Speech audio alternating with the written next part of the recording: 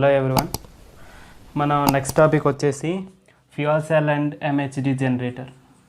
Fuel cells and MHD generator.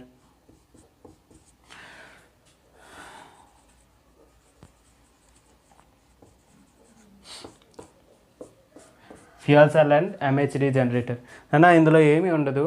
Last time అసలు first ఇందులో తెలుసుకోవాల్సిన ఫస్ట్ టాపిక్ ఏంటంటే డైరెక్ట్ కన్వర్షన్ అంటే ఏంటో తెలుసుకోవాలి. ఫస్ట్ డైరెక్ట్ కన్వర్షన్ అంటే ఏంటో తెలుసుకోవాలి, ఓకేనా. సో ఫస్ట్ డైరెక్ట్ కన్వర్షన్ అంటే ఏంటో చూద్దాం. వన్ ఫార్మ్ ఆఫ్ ఎనర్జీని, ఓకేనా, వన్ ఫార్మ్ ఆఫ్ ఎనర్జీని మనకు కావాల్సిన, సపోజ్ ఒక విండ్ ఎనర్జీ తీసుకున్నాం అనుకో, విండ్ ఎనర్జీని డైరెక్ట్గా ఎలక్ట్రికల్ ఎనర్జీ కింద కన్వర్ట్ చేయడం, అంటే మధ్యలో ఇంకా అనదర్ ఫామ్ కింద మార్చకుండా డైరెక్ట్గా మనకి ఎలక్ట్రికల్ ఎనర్జీ అనేది కన్వర్ట్ చేయడం, దాన్ని డైరెక్ట్ కన్వర్షన్ అంటారు. అంటే వన్ ఫార్మ్ ఆఫ్ ఎనర్జీని directly converted into electrical energy, any form అనమాట. Any form of energy directly converted into electrical, ఓకేనా. Directly converted into electrical, any form of energy directly converted into electrical energy అయితే దాన్ని మనం direct conversion అంటాము, ఓకేనా. So ఇందులోని first one వచ్చేసి fuel cells. అంటే ఈ డైరెక్ట్ కన్వర్షన్లోని క్లాసిఫికేషన్ అనమాట. ఫస్ట్ వన్ వచ్చేసి ఫ్యూయల్ సెల్. నెక్స్ట్ వన్ వచ్చేసి ఎంహెచ్డి. ఆ తర్వాత నెక్స్ట్ వన్ వచ్చేసి ఫోటోవాల్టిక్ సెల్. ఇది ఆల్రెడీ ఓకే, ఇది ఫోటోవాల్టిక్ సెల్. ఈ మూడు కూడా ఇందులో ఉండే టైప్స్ అనమాట. ఈ ఫ్యూయల్ సెల్ అంటే ఇక డైరెక్ట్ కన్వర్షన్ అంటే ఏంటంటే ఎనీ ఫార్మ్ ఆఫ్ ఎనర్జీని డైరెక్ట్గా ఎలక్ట్రికల్ ఎనర్జీ కింద కన్వర్ట్ చేసేయడము.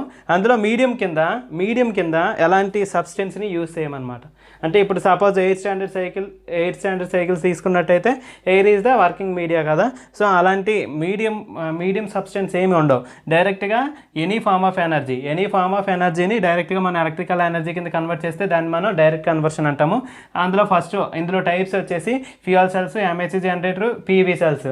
సో ఫస్ట్ వన్ వచ్చేసి ఫ్యూయల్ సెల్. ఈ ఫ్యూయల్ సెల్లో ఏం చేస్తారంటే కెమికల్ ఎనర్జీని ఓకేనా, కెమికల్ ఎనర్జీని మనం ఏం చేస్తాం, ఎలక్ట్రికల్ ఎనర్జీ కింద మారుస్తాం, ఓకేనా.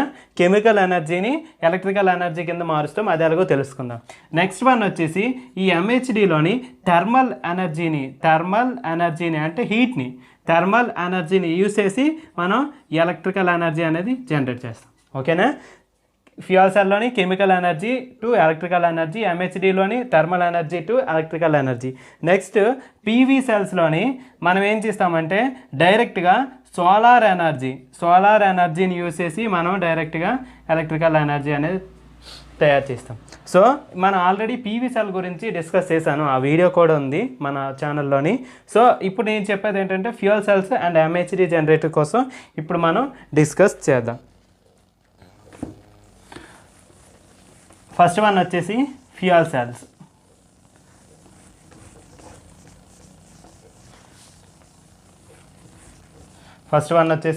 ఫ్యూయల్ సెల్ నాన్న. సో మనకి డైరెక్ట్ కన్వర్షన్ మెథడ్స్లో ఫస్ట్ వన్ వచ్చేసి ఫ్యూయల్ సెల్స్. సో ఇందులో ఏం చేస్తామని చెప్పానన్నా, కెమికల్ ఎనర్జీని డైరెక్ట్గా మనం ఏ ఫార్మ్ ఆఫ్ ఎనర్జీ కింద కన్వర్ట్ చేస్తాం, ఎలక్ట్రికల్ ఎనర్జీ కింద కన్వర్ట్ చేయడం అనేది జరుగుతుంది. సో ఇందులో చూద్దాం. కెమికల్ ఎనర్జీని డైరెక్ట్గా ఎలక్ట్రికల్ ఎనర్జీ కింద కన్వర్ట్ చేస్తాం. ఎలా, హౌ అంటే ఇందులో మనకి మొత్తం 3 ఎలిమెంట్స్ ఉంటాయి నాన్న మేజర్గాను. ఆ ఎలిమెంట్స్ అనొచ్చు, కాంపోనెంట్స్ అనొచ్చు, సబ్స్టెన్సెస్ అనొచ్చు, ఏదైనా అనొచ్చు. సో ఇందులో 3 ఎలిమెంట్స్ ఉంటాయి.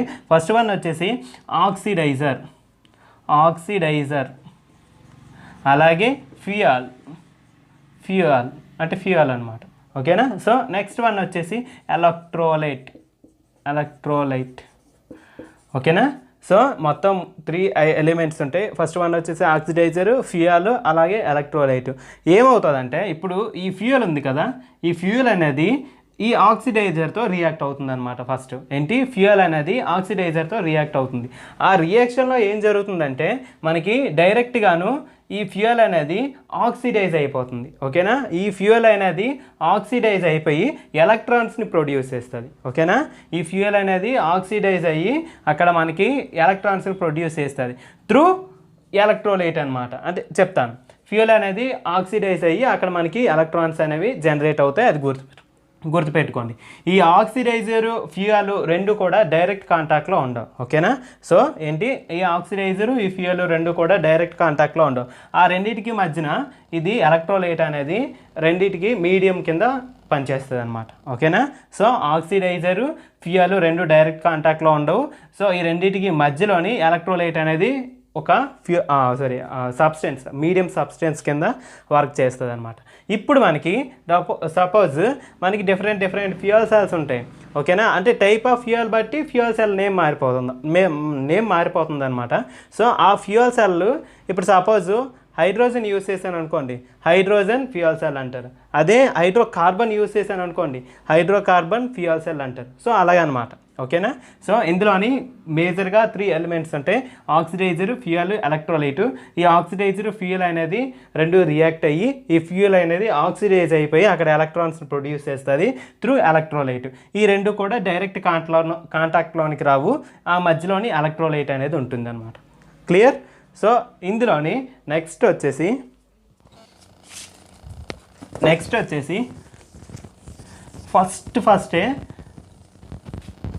ఫస్టే మనకి బ్యాకాన్స్ అనే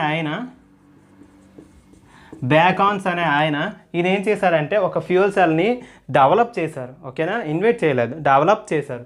ఆ ఫ్యూయల్ సెల్ ఏంటంటే హైడ్రోజన్ ఫ్యూయల్ సెల్ అంటారు జనరల్గాను. హైడ్రోజన్ లేదా బాకాన్స్ హై ప్రెషర్ ఫ్యూయల్ సెల్ అయినా అనొచ్చు, లేదా హైడ్రోజన్ ఫ్యూయల్ సెల్ అయినా అనొచ్చు. ఈయన ఏంటంటే ఒక ఫ్యూయల్ సెల్ని డెవలప్ చేశారనమాట. ఇందులోని మొత్తం మనకి 3 ఎలిమెంట్స్ ఉంటాయి కదా నాన్న. సో ఆ 3 ఎలిమెంట్స్ ఏంటి, ఫస్ట్ వన్ వచ్చేసి ఆక్సిడైజర్ కదా, ఆక్సిడైజర్ కింద ఆక్సిజన్ యూస్ చేశారు. ఓకేనా, సెకండ్ వన్ ఏదైతే మనకి ఫ్యూయల్ ఉందో ఫ్యూయల్ కింద మనకి హైడ్రోజన్ యూస్ చేశారు. ఓకేనా, ఆక్సిడైజర్ కింద ఆక్సిజన్, ఫ్యూయల్ కింద hydrogen. Next electrolyte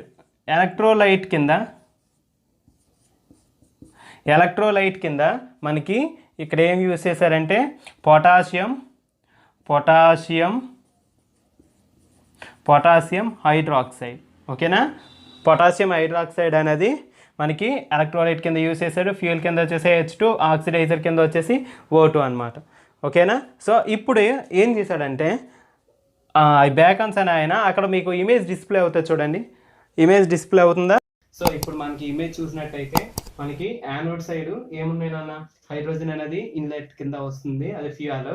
next cathode side వచ్చేసి ఆక్సిజన్, వాటర్ అనేది బై ప్రోడక్ట్, ఆక్సిజన్ అనేది మనం సప్లై చేస్తాము. సో ఫస్ట్ యానోడ్ సైడ్ చూడండి. సో యానోడ్ సైడ్ ఏంటన్నా మనకి హైడ్రోజన్ అనేది కాంటాక్ట్ లోకి వస్తుంది అనమాట. యానోడ్ ఒక సర్ఫేస్ కి హైడ్రోజన్ కాంటాక్ట్ లోకి వస్తుంది, అనదర్ సర్ఫేస్ కి ఎలక్ట్రోలైట్ అనేది కాంటాక్ట్ లో ఉంటుంది. ఓకేనా, సో ఆల్రెడీ ఎలక్ట్రోలైట్ లోని OH మైనస్ అయాన్స్ అనేవి ఉంటాయి. ఎలాగో చెప్తా చూడండి. ఏంటి, OH మైనస్ అయాన్స్ అనేవి ఎలక్ట్రోలైట్ లో ఉంటాయి. ఓకేనా, OH మైనస్ అయాన్స్ ఎలక్ట్రోలైట్ లో ఉంటాయి. నెక్స్ట్ మనకి ఇప్పుడు హైడ్రోజన్ కాంటాక్ట్ లోకి వచ్చినప్పుడు ఏం జరుగుతుంది అంటే, ఒక సైడ్ వచ్చేసి హైడ్రోజన్ అనేది కాంటాక్ట్ లో ఉన్నది యానోడ్ సర్ఫేస్ కి, అలాగే అనదర్ సైడ్ వచ్చేసి ఎలక్ట్రోలైట్ OH మైనస్ అయాన్స్, ఈ రెండు కూడా ఇవతల కాంటాక్ట్ లో ఉన్నాయి. So hydrogen plus OH minus ions ఈ రెండు కెమికల్ రియాక్షన్ అనేది జరిగి మనకి 4 ఎలక్ట్రాన్స్ అనేవి ఇవ్వడం జరుగుతుంది. అది ఎట్ సైడ్ జరుగుతుంది, యానోడ్ సైడ్. ఓకేనా, ఈ రియాక్షన్ లోని అంటే హైడ్రోజన్, ఈ ఎలక్ట్రోలైట్ ప్లస్ మనకు వచ్చిన OH మైనస్ అయాన్స్, ఈ 3 రియాక్ట్ అయ్యి మనకి ఏమి ఇస్తున్నాయి, 4 ఎలక్ట్రాన్స్ ఇస్తున్నాయి. అలాగే మనకి బై ప్రోడక్ట్ కింద వాటర్ వస్తుంది అనమాట. ఓకేనా, ఇప్పుడు సెకండ్ రియాక్షన్ కి రండి. ఇదంతా కూడా యానోడ్ సైడ్ జరిగే రియాక్షన్. సెకండ్ రియాక్షన్ కి వచ్చినట్టయితే, క్యాథోడ్ సైడ్ కి వచ్చినట్టయితే మనకి ఇప్పుడు ఇక్కడ ఏం పంపిస్తున్నాం, ఆక్సిజన్ అనేది లోపల పంపిస్తున్నాం కదా. సో ఆ ఆక్సిజన్ కి మనము ఉండండి. ఓకే, క్యాథోడ్ అనేది ఆక్సిజన్ కి ఒక సైడ్ వచ్చేసి క్యాథోడ్, ఒక సర్ఫేస్ వచ్చేసి క్యాథోడ్ సారీ క్యాథోడ్కి ఒక సర్ఫేస్ వచ్చేసి ఆక్సిజన్ సప్లై చేస్తున్నాము. అలాగే ఎలక్ట్రోలైట్లోని ప్లస్ వాటరు, ఓకేనా, ఎలక్ట్రోలైట్ ప్లస్ వాటర్ ఈ రెండు కూడాను మనకి క్యాథోడ్ కి అనదర్ సైడ్ సర్ఫేస్ మీద ఉంటాయి అన్నమాట. ఓకేనా, ఒక సైడ్ క్యాథోడ్ కి ఒక సర్ఫేస్ వచ్చేసి ఆక్సిజన్ సప్లై అవుతుంది, అనదర్ సర్ఫేస్ వచ్చేసి ఎలక్ట్రోలైట్ అండ్ వాటర్ అనేది సప్లై అవుతుంది. దీనివల్ల ఏం జరుగుతుందంటే యానోడ్ ఎలా రియాక్ట్ అవుతుంది అంటే, సో ఈ ఆక్సిజన్ ఏదైతే ఉందో ఆక్సిజన్ ప్లస్ ఈ ఆక్సిజన్ నెక్స్ట్ అవతల ఉన్న ఎలక్ట్రోలైట్ ప్లస్ H2O ఈ మూడు రియాక్ట్ అయ్యి మనకి OH మైనస్ అయాన్స్ అనేవి రిలీజ్ చేస్తాయి. ఓకేనా, ఈ OH మైనస్ అయాన్స్ అవతలకి వెళ్ళిన తర్వాత అవి హైడ్రోజన్తో రియాక్ట్ అయ్యి 4 ఎలక్ట్రాన్స్ని ప్లస్ వాటర్ని రిలీజ్ చేస్తుంది. ఓకేనా, క్లియర్. ఇప్పుడు ఇంకోసారి చెప్తా చూడండి. హైడ్రోజన్ అనేది యానోడ్ సైడ్ సప్లై అవుతుంది, యానోడ్కి ఒక సర్ఫేస్ మీద హైడ్రోజన్ తగులుతుంది, అనదర్ సర్ఫేస్ మీద OH మైనస్ అయాన్స్ ఎలక్ట్రోలైట్ ఈ రెండు రియాక్ట్ అవుతాయి తగులుతాయి.